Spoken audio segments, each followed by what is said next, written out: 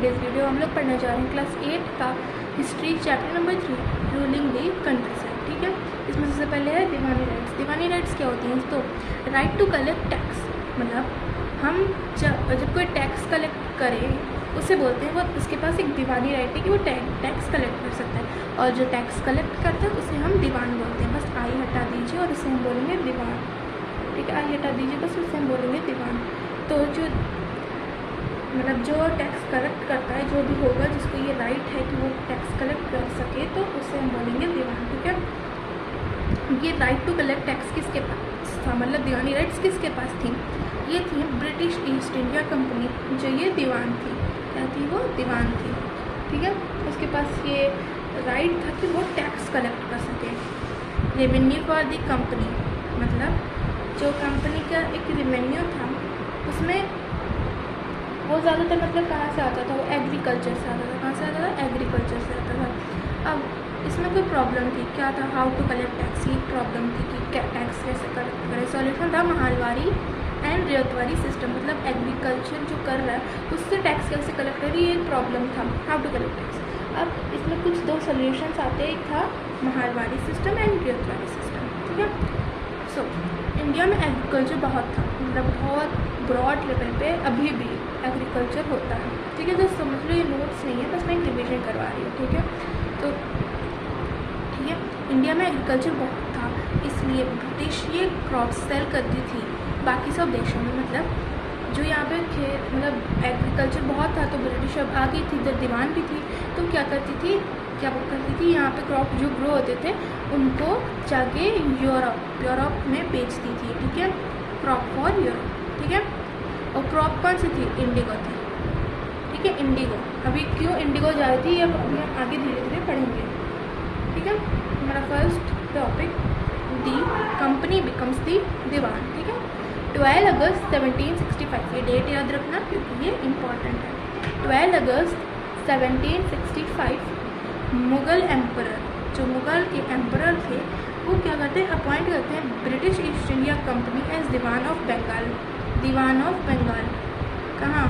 12 अगस्त 1765 में Mughal empire appoint करते हैं ब्रिटिश ईस्ट इंडिया कंपनी को एज दीवान ऑफ बंगाल। ठीक है, अब company becomes chief financial administrator, मतलब वो पैसे के मामले में वो चीफ बन गई थी। ठीक है, अब कंपनी के पास जब पावर आई तो क्या हुआ कि उनके ऊपर रिस्पॉन्सिबिलिटीज़ भी हो गई, मतलब उनको बहुत सारी रिस्पॉन्सिबिलिटीज समझनी पड़ी। ठीक है, फिर अब revenue for the company, second topic. Company दीवान थी, ट्रेडर भी थी। ठीक है, क्या थी? दीवान तो थी ही, अभी हमने पढ़ा दीवान थी, और हमें ये भी पता है कि ब्रिटिश ईस्ट इंडिया कंपनी तो यहाँ पे इंडिया में एज अ ट्रेडर आई थी, तो वहाँ पे वो दीवान भी बन गई। इम्पैक्ट ऑन इंडिया, इस पर एक नेगेटिव इम्पैक्ट पड़ा। क्या इम्पैक्ट पड़ा वो भी हम पढ़ेंगे, बट ये नेगेटिव इम्पैक्ट था। ठीक है, सो गुड्स सेलर, मतलब जो सामान ईस्ट इंडिया कंपनी को चाहिए थे उसके सेलर। ठीक है, और कंपनी, गुड सेलर कंपनी। ठीक है, कंपनी इनको मनी देती थी, गिव्स मनी किसको? गुड सेलर को, और एक्सचेंज में क्या लेती थी? एक तो वो गुड्स भी ले लेती थी, ऊपर से रेवेन्यू भी ले लेती थी। ठीक है, तो मतलब क्या हुआ समझो, गुड सेलर्स इन्होंने अपना सामान इनको बेचा कंपनी को, और इन्होंने इनको पैसे दिए। अब इनके पास जो पैसे है फिर से इन्होंने इन्हीं को दे दिए एज अ रेवेन्यू। ठीक है, एज अ रेवेन्यू, तो इनके पास क्या बचा? कुछ भी नहीं बचा। ठीक है, तो अब इसका इंडिया में 1 रुपये का भी प्रॉफिट नहीं हुआ, इससे 1 रुपये का भी प्रॉफिट नहीं हो रहा था इंडिया में। ठीक है, क्राइसिस ऑन बंगाल इकोनॉमी। ठीक है, अब इकोनॉमी मतलब पैसे के मामले में क्राइसिस। ठीक है, तो अब बहुत ही बुरी हालत हो गई थी बंगाल की। ठीक है, इम्पैक्ट ऑन, ये इम्पैक्ट किस पे पड़ा? आर्टिशंस पे और पीजेंट्स पे। ठीक है, ये इन दोनों पे ये बुरा इम्पैक्ट पड़ा। ठीक है, और फेमिनाइन भी हुआ था। अब फेमिनाइन मतलब भूखमरी, मतलब खाने को कुछ नहीं था। अब आप पैसे दोगे तभी आपको खाना मिलेगा, अब आपके पास खाना, अगर आपके पास अभी क्या बोलते हैं पैसा ही नहीं है तो आपके पास खाना कहाँ से आएगा? तो खाना नहीं खाओगे तो आप भूखमरी के कारण मरोगे। मतलब यहाँ पे भी भूखमरी के कारण बहुत लोग मरे थे। ऑफ 1770, ठीक है, 1770 में भूखमरी के कारण एक क्राइसिस हुआ था। ठीक है, टोटल पॉपुलेशन ऑफ बंगाल कितनी? 30 मिलियन पॉपुलेशन थी बंगाल की, और उसमें से 10 मिलियन तो सिर्फ डाई कर गए थे। किस वजह से? फेमिनाइन, भुखमरी के कारण, ठीक है। Approx 1/3 of population of Bengal died in this famine, ठीक है। नेक्स्ट टॉपिक है they need to improve agriculture permanent settlement, ठीक है। जब फेमिनाइन में लोग मरने लगी तो कंपनी ने सोचा कि अगर ये मर जाएंगे तो हमें रेवेन्यू कौन देगा, मतलब फेमिनाइन हुआ था तो क्या हुआ था कि 1/3 पॉपुलेशन तो ख़त्म ही हो गई थी। तो क्या हुआ कि कंपनी ने सोचा कि अगर सब ऐसे ही मरे ही जाएंगे तो इनको फिर रेवेन्यू कौन देगा। तो इन्होंने क्या किया, बस इसलिए ही उन्होंने 1793 में एक चेंज लाया। क्या चेंज लाया अभी पढ़ते हैं, परमानेंट सेटलमेंट। तो इसमें क्या होता था, परमानेंट सेटलमेंट में एक एग्रीमेंट साइन होती थी बिटवीन कंपनी एंड ज़मींदार। परमानेंट सेटलमेंट में कंपनी एंड ज़मींदार के बीच में एक एग्रीमेंट साइन होती थी। अकॉर्डिंग टू दिस एग्रीमेंट जो ज़मींदार थे उनके पास राइट था कलेक्ट रेंट पे रेवेन्यू टू कंपनी।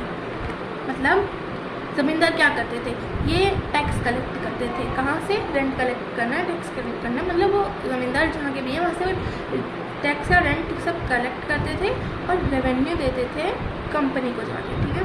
कंपनी को जाके ये मतलब थोड़ा सा अपना रख लेते थे और जाके कंपनी को दे देते थे। अब amount of revenue is fixed. अब इसमें क्या था कि अमाउंट जो मतलब फॉर एग्ज़ाम्पल अगर ये पूरा एक गांव है, ठीक है, और ये वहाँ का दीवान है, ठीक है, ये वहाँ का दीवान है, ठीक है। अब क्या हुआ, अगर इसके पास कितने पैसे आ गए, इस दीवान को, इस पूरे जो जहाँ का ये ज़मींदार है उस पूरे एरिया का इसको टैक्स मिला कितना, 100 रुपीज़। तो और अगर ब्रिटिशर्स ने वो जो कंपनी थी उन्होंने एक अमाउंट फिक्स कर रखा था कि उसके पास इसके पास जितने भी पैसे हुए, मतलब ज़मींदार के पास जितने भी पैसे हुए उसमें से उसका एक अमाउंट फिक्स था, कितना भी वो ले सकते थे, मतलब एक अमाउंट फिक्स था कि वो बस इतने लेंगे। फॉर एग्जांपल इसमें से वो 50 रुपीज़ ले लें, ठीक है। तो ये का एक अमाउंट फिक्स होगा कि इसके पास अगर 100 रुपये हैं, 200 रुपये हैं, 300 रुपये हैं, तो क्या करेगा ये, उसमें से 50 रुपीज़ हमेशा ये क्या इनका अमाउंट फिक्स था कि 50 रुपीज़ हमेशा ले लेंगे। और कभी कभी अगर इसके पास सिर्फ 10 रुपीज़ आता तो इसको फिर प्रॉब्लम के थ्रू गुजरना पड़ता, क्योंकि इनको तो 50 रुपीज़ चाहिए और इनके पास 10 है, तो थोड़ा प्रॉब्लम भी करना था। अभी इस बारे में डिटेल में आगे भी पढ़ेंगे, ठीक है। So amount of revenue is fixed, बचा पैसा ज़मींदार के पास, ठीक है। क्या था, देखो 50 रुपीज़, अगर इसको 100 रुपीज़ मिला तो इसने 50 रुपीज़ इसको दे दिया। अब इसके पास कितना बचा, 100 - 50 इज़ 50 रुपीज़। तो 50 रुपीज़ किसके पास रह गया, ज़मींदार के पास, ठीक है। 50 रुपीज़ ज़मींदार को मिल गया, ठीक है। अब इसमें भी प्रॉब्लम्स थी कि क्या क्या थी, अभी मैंने बताया कि अगर इसको बस उधर से कितना रेवेन्यू मिला 10 रुपीज़ और अमाउंट तो फिक्स थी 50, तो अगर ये इसको क्या 40 रुपीज़ कहाँ से रहेगा, तो ये थोड़ी प्रॉब्लम भी थी इसमें, भी हम पढ़ेंगे। Revenue fix was so high that the ज़मींदार फाउंड इट डिफिकल्ट टू पे, मैनी ज़मींदार सोल्ड। मतलब कि जो क्या बोलते हैं इनका अमाउंट था, मतलब कंपनी बहुत ज़्यादा ही अमाउंट फिक्स कर रखी थी लेने का, तो कुछ ज़मींदार पे नहीं कर पाते थे, कुछ ज़मींदार बिक गए, ठीक है। एक्सपेंशन इन एग्रीकल्चर, ठीक है, तो ये थोड़ा आपको समझ नहीं आएगा बट मुझे समझ आ रहा है तो मैं बता देती हूँ। ज़मींदार इनकम, ठीक है। एक्सपेंशन इन एग्रीकल्चर, अगर एग्रीकल्चर बढ़ जाता तो अब इसके पास ज़मींदार के पास ज़्यादा पैसा रहेगा, ज़मींदार की इनकम हाई हो जाती है, ठीक है। हो गई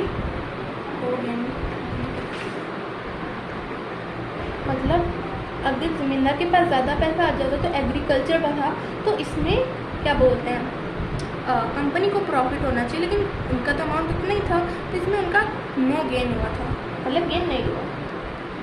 zamindars did not have an interest in improving land, ज़मींदार को कोई इंटरेस्ट नहीं था कि वो लैंड को इम्प्रूव करे, वो उस आदमी पर डिपेंड करता है। अगर वो अपना एग्रीकल्चर करना चाहता है तो वो अपने हिसाब से देखे उसे लैंड कैसे रखना है, उस पर डिपेंड करता है कि वो अपना लैंड कैसे रखे। The cultivators found this system extremely oppressive, ठीक है, ठीक है। तो क्यों ये इस मतलब इसको ये अच्छा नहीं मानते, मतलब इनको बहुत बुरा लगता था कि ऐसा है, मतलब कल्टीवेटर्स कौन जिनको एग्रीकल्चर करते थे। तो क्यों हाई रेंट था एक तो, इसलिए वो ऑप्रेसिव मानते थे क्योंकि हाई रेंट था, बहुत ज़्यादा रेंट था, तो ज़मींदार को हाई रेंट देते थे। अब उनको अगर देखो ज़मींदार का एक अमाउंट फिक्स था ना कि उसको 50 रुपीज़ ही देना है, तो अब इन लोगों से भी वो ज़्यादा लेने की कोशिश करेगा ताकि इसका थोड़ा ज़्यादा प्रॉफिट हो जाए, क्योंकि उसको तो उतना ही देना है, 50 रुपीज़ ही देना है। अभी इन लोगों से 100 रुपये छोड़ के थोड़ा और ज़्यादा लेने की कोशिश करेगा, तब 150 तो 200 से थोड़ा वो चाहता है कि उसका थोड़ा प्रॉफिट हो। तो वो हाई रेंट एक तो बोलेगा देने को। Problems due to moneylenders, ठीक है, मनी लैंडर्स के देखो प्रॉब्लम्स क्या हुई कि अब एग्रीकल्चर करना है तो आपको उधारी लेनी पड़ेगी। उधारी किन से लोगे, मनी लैंडर्स है। तो अब इनको भी आपको तो ऊपर से रेंट इतना ज़्यादा देना है, ऊपर से आपको मनी लैंडर्स को भी पैसे देने हैं, ठीक है। Rights on land was insecure, ठीक है, मतलब जो राइट था एक लैंड के लिए वो इनसेक्योर हो गया। A new system is devised, Mahalwari system, permanent settlement, Mahalwari system, ठीक है। तो अब इसमें देखते हैं, company needed more money to meet its expenses of administration and trade, ठीक है। कंपनी को ज़्यादा पैसा चाहिए था, इसलिए क्योंकि उनके एक्सपेंसेस बहुत ज़्यादा थे, क्योंकि उनको एडमिनिस्ट्रेशन के लिए भी पैसा चाहिए था और ट्रेड के लिए भी पैसा चाहिए था, तो उनको पैसे थोड़े कम मिल रहे थे, एक्सपेंसेस थोड़े क्या बोलते हैं, एक्सपेंसेस थोड़े उनको हाई थे।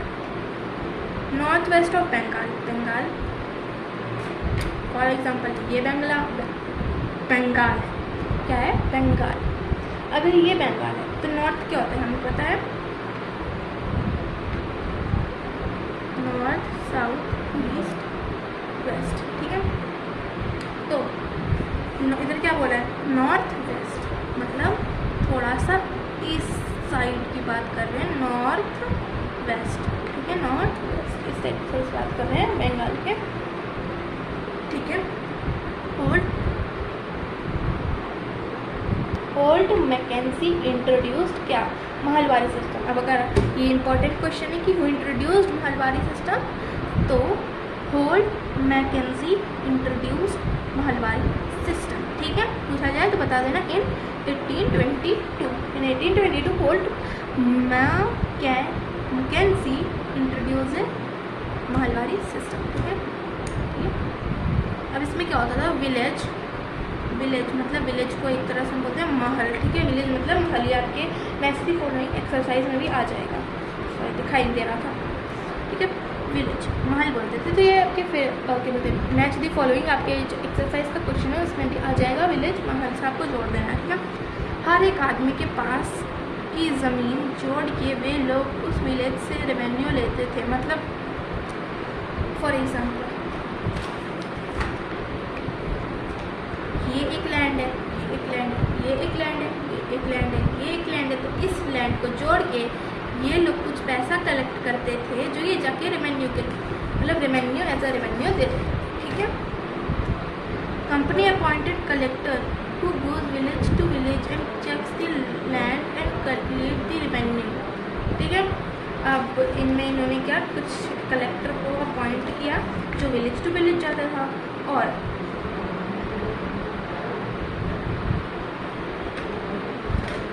विलेज टू विलेज जाकर और उसके बाद उनके लैंड का कैलकुलेट करके कि इनको कितना रेवेन्यू देना चाहिए, वो उस हिसाब से उनसे ले लेता था। और ये मतलब इस जो रेवेन्यू था वो नॉट परमानेंटली फिक्स, मतलब परमानेंटली फिक्स्ड नहीं था, ठीक है। अब थी मुनरो सिस्टम, ठीक है, मुनरो सिस्टम को हम क्या बोलते हैं, ब्योतवारी सिस्टम, मतलब जो मुनरो सिस्टम, और जैसे किसी का नाम दो नाम हो सकते हैं वैसे, जैसे इंडिया मतलब इंडिया का मतलब भारत होता है, तो मुनरो सिस्टम ब्योतवारी सिस्टम इससे, ठीक है। तो ब्रिटिश टेरिटरीज इन साउथ, जो ब्रिटिश टेरिटरीज के साउथ में वो क्या करती थी, मुनरो और ब्योतवारी सिस्टम को उन्होंने इंट्रोड्यूस किया। मुनरो की ब्योतवारी हम बोलेंगे क्योंकि हमने तो वहीं देखा अभी तक, ब्योतवारी सिस्टम को साउथ में इंट्रोड्यूस किया, ठीक है। Tried on a small scale, थोड़े से स्केल पे पहले ट्राई किया गया, तो ये किसने इंट्रोड्यूस किया, थॉमस मुनरो ने कैप्टन अलेक्जेंडर रेड, ठीक है। रेड्स कौन होते थे? रेड्स होते थे स्मॉल कल्टिवेटर्स, और ये भी आपके मैथ का फॉलोइंग में आ जाएगा कि रेड्स किन्हें बोलते थे। रेड्स आर कल्टिवेटर्स, ठीक है। रेड्स स्मॉल कल्टिवेटर्स इन साउथ इंडिया, साउथ इंडिया में जो स्मॉल कल्टिवेटर्स होते थे उनको बोलते थे रेड्स, ठीक है। क्या बोलते थे? रेड्स, इसलिए रेड वाला सिस्टम बोला गया होगा, ठीक है। इन साउथ इंडिया जमींदार नहीं थे, वहाँ पे जमींदार ना के बराबर थे, ठीक है। Settlement was to be directly with the ryots, मतलब अब क्या होता था पहले की ज़मींदार कलेक्ट करेगा तो वो जाके रेवेन्यू देगा, या फिर एक पूरी लैंड जोड़ के वो एक पूरा उनसे रेवेन्यू कलेक्ट करेंगे, और ये फिक्स नहीं था और वो फिक्स था, मतलब ज़मींदार एक फिक्स अमाउंट दे देते, लेकिन वो जो गांव छोटे छोटे गांव जोड़ के रेवेन्यू दे देते, ये अमाउंट फिक्स होता है, क्योंकि मेथड से फिक्स करते हैं, ठीक है। यहाँ पे ज़मींदार नहीं थे, तो क्या करते थे कि जो कंपनी थी वो डायरेक्टली रेड्स मतलब क्या बोलते कल्टिवेटर से रेवेन्यू लेते थे। हर एक मुनरो और रेड वाला सिस्टम, ठीक है। हर एक इंडिविजुअल के पास कितना लैंड है उस हिसाब से रेवेन्यू लेते थे, मतलब क्या रेड्स के पास, रेड मतलब अभी बताया स्मॉल कल्टिवेटर्स, ठीक है, उनके पास कितना लैंड है उस हिसाब से वो जोड़ के उनसे रेवेन्यू लेते थे। अब ऑलमोस्ट नॉट वेल, सब कुछ एकदम ठीक ठाक नहीं था। इतने सारे सिस्टम्स में पीजेंट से रेवेन्यू बहुत लिया जाता था, जिससे वे लोग विलेज छोड़ के जाने लगे। अब क्या होता था कि रेवेन्यू तो यहाँ कंपनी तो यहाँ ये सब सोच के नहीं आती कि हम इंडिया को डेवलप करेंगे एंड सो ऑन, ये सब करेंगे वो सब करेंगे इंडिया में, नहीं, वो तो सिर्फ ट्रेड करने के मामले से आई थी, अपने प्रॉफिट से आई थी। तो अब क्या हुआ कि अब वो इन सब से तो रेवेन्यू ज़्यादा ही लेगी, क्योंकि उनको तो अपना प्रॉफिट चाहिए, इन लोगों के बारे में उनको कुछ नहीं पता था। तो अब क्या बोलते थे कि बहुत ज़्यादा रेवेन्यू रेट लगेगा। क्या हुआ कि विलेज में जो लोग थे, पीजेंट्स थे, वो इतना ज़्यादा रेवेन्यू नहीं ले पा रहे, क्योंकि वो गाँव वहाँ का जगह वो सब छोड़ के जाने लगे। क्रॉप्स फॉर यूरोप में कौन कौन से क्रॉप्स चलते थे? तो ब्रिटिश ने एक तो इंडिया से रेवेन्यू भी लिया और क्रॉप्स भी लिया, ठीक है, पीजेंट से लिया, जिससे उनके पास कुछ नहीं बचा। मतलब एक तो उन्होंने क्रॉप्स भी दे दिया, ऊपर से क्रॉप्स से जो उनको पैसा है वो एज अ रेवेन्यू दे दिया, ठीक है। तो इससे उनके पास मतलब एक भी पैसा नहीं आया। अब क्रॉप्स कौन कौन से यूरोप में सेंड किए जाते थे? Opium and Indigo. ओपियम था जो किस चीज़ में, नशीली चीज़ों में डाला जाता है, और इंडिगो एक फैब्रिक था, ब्लू कलर देने वाली ही एक फैब्रिक थी। मतलब आजकल हम कपड़ों में बहुत सारे कलर दिखते हैं, बट उस वक्त क्या था कि जो कलर देती, ब्लू कलर देती थी फैब्रिक में, ठीक है। तो ये मतलब एक ब्लू कलर टाइप समझ लीजिए। आजकल पेंट्स आ गए हैं, लेकिन उस वक्त ये ब्लू कलर बनाने के लिए इन्हें इंडिगो की जरूरत पड़ती थी। बाई मिड 19th सेंचुरी, ठीक है। अभी हम देखते हैं मिड 19th, तो आई होप ये अच्छा है, पर ये अच्छा नहीं है मुझे पता है, लेकिन अभी मैं समझा रही हूँ बस। 19th सेंचुरी मतलब 1800 से लेके, मतलब 1800 से लेके 1900 तक का जो टाइम पीरियड है उसे बोलते हैं 19th सेंचुरी, ठीक है। सो अब हम बोलते हैं 1800 से लेके जो 1830, अरे यार 1840, ठीक है। 1800 से लेके जो 1840 तक का जो टाइम पीरियड रहता था उन्हें, उसे हम क्या बोलेंगे? Early 19th century. उसे हम क्या बोलेंगे? Early 19th century. और जो 1860 से ले करके 1900 तक का था उसे हम बोलते थे लेट 19th सेंचुरी, ठीक है। अब जो 1840 से लेके 1860 तक वाला टाइम पीरियड था उसे हम क्या बोलते थे? उसे हम बोलते थे मिड 19th सेंचुरी, ठीक है, मिड 19th सेंचुरी, ठीक है। तो ये मिड 19th सेंचुरी की बात है। ब्रिटिशर्स ने पीजेंट्स को फोर्स किया कि वो जो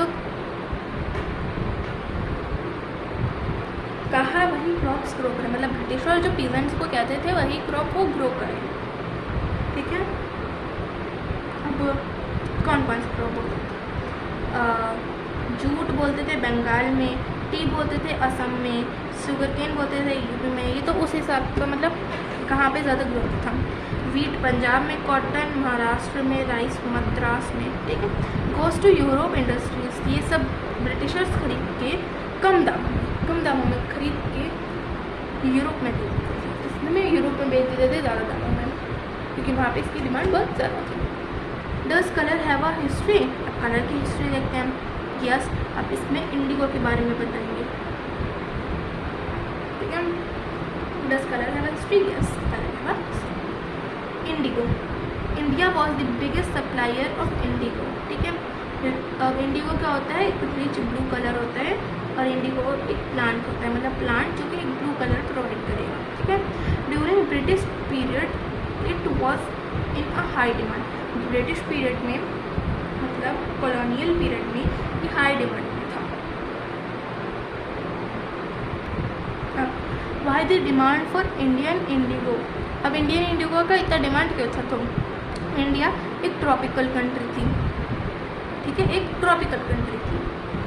अब इंडिगो ग्रोस, यहाँ पे इंडिगो ग्रो होता था और उसकी ह्यूज डिमांड थी, ह्यूज प्राइस था, बहुत ज़्यादा प्राइस था, बहुत ज़्यादा डिमांड थी। ये जब ब्रिटिशर्स नहीं आए थे इंडिया, तब उस वक्त इंडिगो बहुत महंगा था, इसलिए कोई उसे नहीं खरीद पाता था, ठीक है। अब जब ब्रिटिशर्स नहीं आए थे इंडिया, मतलब India was just in living in freedom, तब क्या था, वहाँ इंडिगो का प्राइस बहुत ज़्यादा हाई था, तो मतलब पीजेंट्स उन्हें आर्टिशंस नहीं खरीद पाते थे, ठीक है, मतलब कोई भी नहीं खरीद पाता था। तो अब इंडिगो जब हाई था, तो अब तो क्या कहते हैं, मतलब कलर देने के लिए इन लोगों को कुछ तो चाहिए होगा, तो वो क्या देते थे? वोट। वोट जो उस वक्त सस्ता था और यूरोप में भी मतलब पाया जाता था, तो फियर ऑफ वोट प्रोड्यूस, ठीक है। ओल्ड टाइम में यूरोप में पीजेंट्स हाई थे एंड आर्टिशंस कम थे, इसलिए पीजेंट्स ने गवर्नमेंट को बोल दिया कि इंडिगो मत आने देना, जिससे उनका वोट खरीदा जा सके। लेकिन कुछ टाइम बाद जब पीजेंट्स कम हो गए और आर्टिशन ज़्यादा हो गए, तब गवर्नमेंट को इंडिगो यूरोप लाना पड़ा, ठीक है, समझ गए, हिंदी में था पूरा। अब इंडिगो की डिमांड बहुत हो गई थी यूरोप एंड ब्रिटेन में, इससे बहुत प्रॉफिट हो रहा था। लेकिन जब अमेरिका ब्रिटेन से इंडिपेंडेंस पा लिया, उस वक्त क्योंकि अमेरिका एंड वेस्ट इंडीज़ भी सप्लाई करती थी इंडिगो, तो उन्होंने बंद कर दिया सप्लाई करना। अब उनका ध्यान इंडिया पे आया कि ये भी इंडिगो दे सकती है, क्योंकि यहाँ पे भी इंडिगो प्रोड्यूस होता था, ठीक है। Britain turns to India. 1788 में ब्रिटेन में इंडिया का ओनली 30% इंडिगो जाता था, लेकिन 1810 आते आते 95% इंडिगो जाने लगा। इस वजह से स्कॉट्समैन एंड इंग्लिशमैन इंडिया आने लगे और पीजेंट्स को पैसा देके इंडिगो उगाने लगे। अब कोई पीजेंट अगर राइस, वीट एटसेट्रा कल्टीवेट करता था, तो उसे पैसे के लालच में वो भी इंडिगो ग्रो करने लगा, ठीक है, समझ में आ गया होगा, हिंदी में था। How was Indigo cultivated? Indigo कैसे कल्टिवेट होता था? तो नेट सिस्टम था, एक रेती प्लांटर सिस्टम था, ठीक है। नेट सिस्टम में प्लांटर्स यहाँ आके ज़मीन खरीद लेते थे एंड इंडिगो कल्टिवेट करवाने के बाद उससे अपने देश भेज देते थे एंड पैसे कमाते थे और बहुत से लेबर्स को अपने यहाँ काम पे रख लेते थे, ठीक है। नेक्स्ट सिस्टम में ये था। देखो, ऐसा मत समझ के बोलो कि आप मैं आपको एकदम इंग्लिश में आंसर बताऊंगी तो आप ऐसे एग्जाम में लिखेंगे। अगर आपको अपना आंसर प्रिपेयर करना है, मतलब मैं आपको सिर्फ एक नोट्स पढ़ा रही हूँ कि क्या था इस चैप्टर में। अगर आपको लगता है कि हाँ इधर से क्वेश्चन बन सकते हैं, तो आप क्वेश्चन नोट डाउन कर लीजिए और आप उस चैप्टर को पढ़ चुके हैं तो खुद से कोशिश करिए आंसर लिखने की, या फिर आप बुक में भी देख सकते हैं आंसर क्या है, या फिर आप आजकल तो नेट पे भी हर चीज़ अवेलेबल है, आप नेट से देख के समझ सकते हैं, देन उसका आंसर लिख सकते हैं, फिर आप इसको अच्छे से पढ़ सकते हैं, ठीक है। रेती प्लांटर्स एक कल्टीवेटर को अपने अंडर कर लेते थे और कहते थे कि वो अपनी ज़मीन पे इंडिगो उगाए और जो पैसा मिलेगा वो उसमें से थोड़ा पैसा उसको दे देते थे। अब क्या होता था इसमें, क्या होता था ना, पहले देखो, अब ये जो प्लांटर्स यहाँ आए थे ज़मीन खरीद लेते थे, है ना। अब ज़मीन खरीद लेते थे तो उस पर किसानों को, लेबरर्स को वहाँ पे काम पे रखवाते थे। तो लेबरर्स क्या करते थे, वहाँ पे काम करते थे और उनके पास जो भी गाय है, जो भी मतलब भैंस है जिसको मतलब चलाना होता है उस पर, तो वो सारा सामान अपना ला के लगा देते थे। बस ये प्लांटर्स की ज़मीन यहाँ पर होती थी, ओके। अब इसमें क्या होता है कि वो किसी किसी प्लांटर से, मतलब एक कल्टीवेटर से एक एग्रीमेंट साइन करवा लेते थे जिसमें लिखा रहता था कि ये अपने लैंड पे अगर ये कुछ भी ग्रो कर रहा है, आइसोलेट एक्सेट्रा कुछ भी करना है, तो ये उसी में जहाँ जो उससे फर्टाइल लैंड होगी, जो उस पूरे लैंड में फर्टाइल जो एरिया है होगा, वहाँ पे ही इंडिगो ग्रो करेंगे। ठीक है, इंडिगो फर्टाइल, उसको ज़्यादा सॉइल न्यूट्रिएंट्स की ज़रूरत पड़ती है, इसलिए फर्टिलिटी जहाँ पे ज़्यादा होगी वहाँ पे इंडिगो ग्रो किया जाता है। तो ये अपने उस लैंड पे क्या करेंगे, जो कल्टिवेटर से वो उसको ग्रो करेंगे। ठीक है, अब दी प्रॉब्लम्स विथ निच सिस्टम। प्रॉब्लम निच सिस्टम के साथ क्या थी, लैक ऑफ फर्टाइल लैंड। निच सिस्टम में क्या था कि वो ज़मींदार आते थे, पीजेंट्स आते थे, कल्टिवेटर लैंड खरीदते थे, उस पर उनको काम करवाते थे। ठीक है, और रेवती प्लांटर सिस्टम में क्या होता था कि जो क्या बोलते हैं, प्लांटर्स आते थे वो दूसरे के लैंड पे, मतलब एक लेबरर से एग्रीमेंट साइन करवा लेते थे और वो उसकी लैंड पे जो सबसे ज़्यादा फर्टाइल एरिया होता था उधर पे इंडिगो ग्रो करवाते थे। अब नेक्स्ट कल्टिवेशन के साथ क्या प्रॉब्लम थी, लैक ऑफ फर्टाइल लैंड। एक तो लैंड की फर्टिलिटी चाहिए होती है ना इंडिगो ग्रो करने के लिए, तो उधर फर्टिलिटी थी। Mobilization of workers was not easy, मतलब वर्कर्स को एक जगह कलेक्ट करना, वर्कर्स को लाना इतना इजी नहीं था, क्योंकि अब वो लेबरर्स को अपने मतलब जो वर्कर्स हैं उनको अपने खेत में भी तो काम करना होता था, तो वो हमेशा फ्री नहीं होते थे कि वो इनके यहाँ आके प्लांटर से यहाँ काम करें। Storage of plough and bullocks. ठीक है, इतना इनके पास मतलब ना इनके पास बुलक्स थी ना प्लो थे, क्योंकि बुलक्स तो सब उनके यहाँ पे काम कर रही थी, मतलब जो क्या बोलते पीजेंट्स थे, जो कल्टिवेटर्स थे, तो उनके यहाँ वो सब थी, तो इनको इतनी जल्दी ये भी नहीं मिलता था। Indigo on the land of रेव्स मतलब अभी बताया था। चलो एक होमवर्क दे देते हैं। रेव्स को हिंदी में क्या, मतलब रेव्स का मैंने अभी आपको डेफिनेशन बताया था, तो उस डेफिनेशन को, मतलब रेव्स कौन होते हैं उसको आपको मुझे क्या करना है, कमेंट सेक्शन में बताना है हु आर रेव्स। ठीक है, वन वर्ड आंसर है। ठीक है, so planters goes to village headman. ठीक है, planters go to village headman, gives them क्या देते थे, पीजेंट्स। तो हेडमैन जो था विलेज हेडमैन, वो उनको क्या देता था, पीजेंट्स, और पीजेंट्स को फोर्स किया जाता था टू साइन एन एग्रीमेंट। ठीक है, उस एग्रीमेंट का नाम इम्पॉर्टेंट है सट्टा, पूछ लिया जाएगा एग्जाम में कि जो एग्रीमेंट साइन करवाई जाती थी पीजेंट से, वो कौन सी एग्रीमेंट थी, सट्टा। ठीक है, CSATTA सट्टा। ठीक है, planters give them advance money, peasants, अब उनको क्या, पीजेंट्स अपने लैंड के कुछ हिस्से पर वो प्लांट इंडिगो ग्रो करते थे। ठीक है, अब प्लांटर चेक करते थे कि उनके पीजेंट्स के किस पार्ट ऑफ लैंड में इंडिगो ग्रो किया जाए जो ज़्यादा फर्टाइल है। अभी आपके से पढ़ाया था द ब्लू रेबेलियन। ठीक है, एंड आफ्टर। ठीक है, ब्लू रेबेलियन क्यों हुआ था, ठीक है, March 1857 Bengal ryots refuse to grow indigo. क्यों, क्योंकि सारी फर्टिलिटी जो थी, जितनी फर्टिलिटी थी वो सब खत्म हो गई।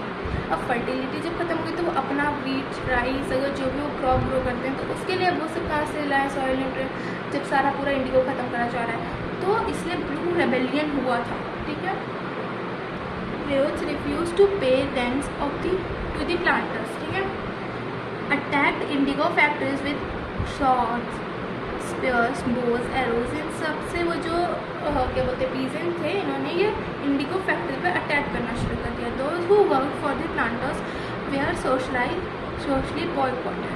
ठीक है, अब gomasthas who came to collect rent were beaten up. अब जो इनसे रेंट कलेक्ट करने आते थे, किनसे, पीजेंट से, उनको भी ये लोग बहुत मारते थे।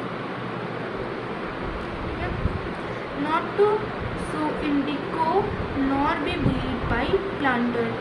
ठीक है, तो ये लोग क्या बोलते थे कि अगर आप इंडिगो नहीं ग्रो करोगे तो आप उनसे, मतलब प्लांटों से बुलीड भी नहीं किए जाओगे। ठीक है, रीज़न फॉर द रेबेलियन। अब ये इंपॉर्टेंट है, आपसे एग्जाम में पूछ लिया जाएगा, what was the reason for the rebellion. ठीक है, इंडिगो रेव्स, जो इंडिगो रेव्स का मतलब बताना है तो मैं भी नहीं बता रही। इंडिगो रेव्स सपोर्ट ऑफ ज़मींदार एंड विलेज। ठीक है, अब इनका रेव्स को सपोर्ट था किसका, ज़मींदार एंड विलेज। अब Indigo peasants, imagine Indigo peasants जो ग्रो कर रहे थे, imagine British government would support them, उन्होंने ये सोचा कि जो ब्रिटिश गवर्नमेंट है वो भी उनको सपोर्ट करेगी। Wrong interpretation of magistrate Ashley and Desmond, ठीक है ये भी ठीक है। सो इसी के साथ हमारा chapter rolling the countryside यहीं पे ख़त्म होता है। Thanks for watching, bye bye.